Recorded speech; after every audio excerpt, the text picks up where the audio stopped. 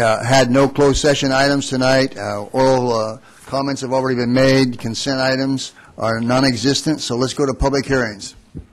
Mr. Chairman, your public hearing tonight is to consider the agency budget for fiscal year 2009-2010, and Stacy Margolin is here to give the presentation on the budget. Good evening, Chair Broadwater. First time, sorry. Good evening, Chair Broadwater and members of the agency board. The item you have before you this evening is the agency budget for fiscal year 2009 and 10. The budget contains a wide breadth of projects and programs that reflect the agency's vision of enhancing the economic viability of the city while providing diverse community services and an improved quality of life for Garden Grove residents. The proposed agency budget also includes administrative appropriations paid for out of the Housing Set-Aside Fund, which would benefit the agency and the project areas. This will require separate approval. The total agency budget for fiscal year 2009-10 is slightly over $38 million and includes the Housing Set-Aside Fund, the Buena Clinton Redevelopment Fund, and Community Project Redevelopment Fund.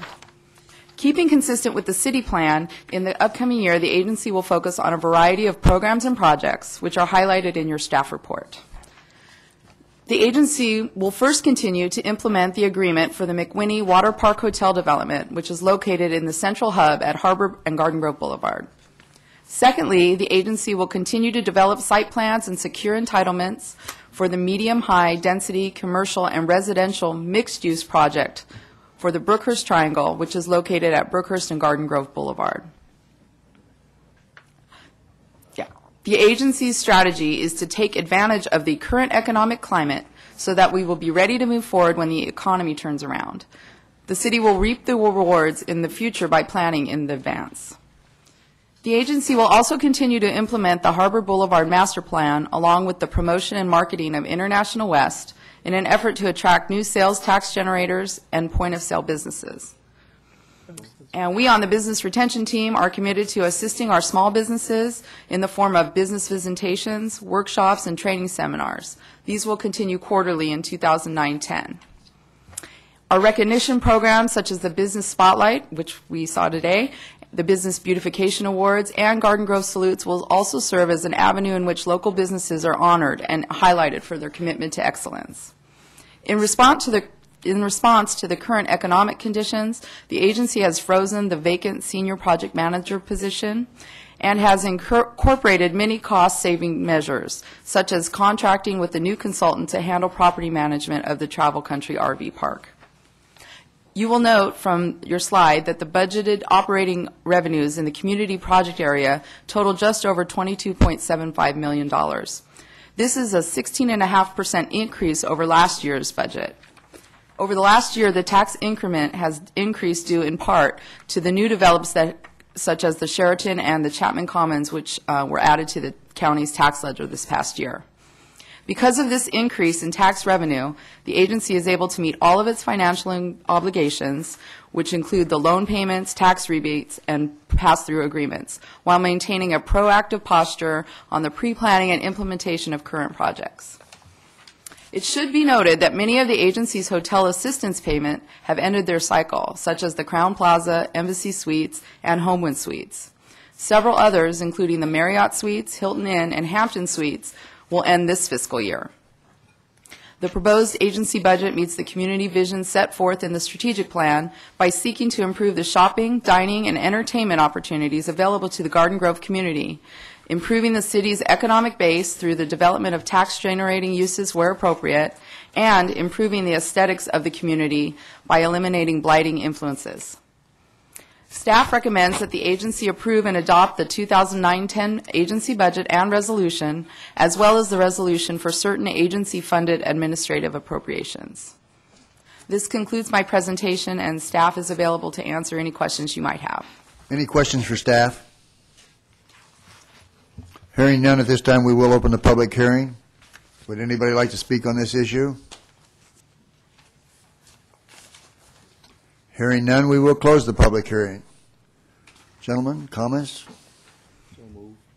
We have a motion to approve. Second. We have a couple of seconds. Call for the vote. Motion received, 5 yes votes. Okay, items for consideration. 4A. Mr. Chairman, your item here is a request to transfer monies from the set-aside account on a temporary basis to assist in the acquisition of property on Harbor Boulevard, and Greg Blodgett's here to give a quick staff report on this. Mr. Chairman, members of the agency board, the purpose of this report is to request transferring up to $2.9 million from housing set-aside funds for acquisition of real property located at 12252 Harbor Boulevard. Back on March 10, 2009, the agency approved the purchase and sale agreement for the 1.04-acre Bowen property, and this property is scheduled to close escrow July 20, 2009. The agency housing set-aside funds will be used for the purchase of this property in the form of a loan bearing an interest rate of 4.61%. At this time, staff recommends the agency authorize the finance director to draw a warrant in amount up to $2.9 million from the set-aside account for the purchase of the Bowen property. That concludes my staff report. Any questions for staff? Go ahead. Why don't you explain that in relation Set to aside. Yeah, set aside in relation to what Peggy asked. We had a young lady here. You might not have been in here, I'm sorry. Under redevelopment law, each redevelopment agency is required to what they call set aside or allocate 20% of all the property tax revenue that the agency receives on an annual basis and put that into a separate affordable housing account. So we commonly refer to it as the housing set-aside account. And those dollars are then used to either construct or rehabilitate or provide housing units to people who are either low or moderate income. And moderate income actually could be as high as 120% of the county median average. So it encompasses a very large segment of the population who would qualify for that housing. So that's the housing set-aside account that the redevelopment agencies of every city is requested to or required to set up an account for or set aside. In this particular situation, on a temporary basis, the agency will borrow from that account for a matter of a short period of time to complete the acquisition of this property, and at some point in the future, the agency will repay back this money to its housing account. Peggy, did that get your answer for you? Okay, very good. Matters from agency members, anybody have anything? Okay, we'll adjourn this meeting. Oh, we got a vote, yeah. Might Move help. approval. We have a motion to approve, and we have a second. Call for the vote. Motion received, 5 yes votes. Okay, we're going to recess for 5 minutes prior to the sanitary district.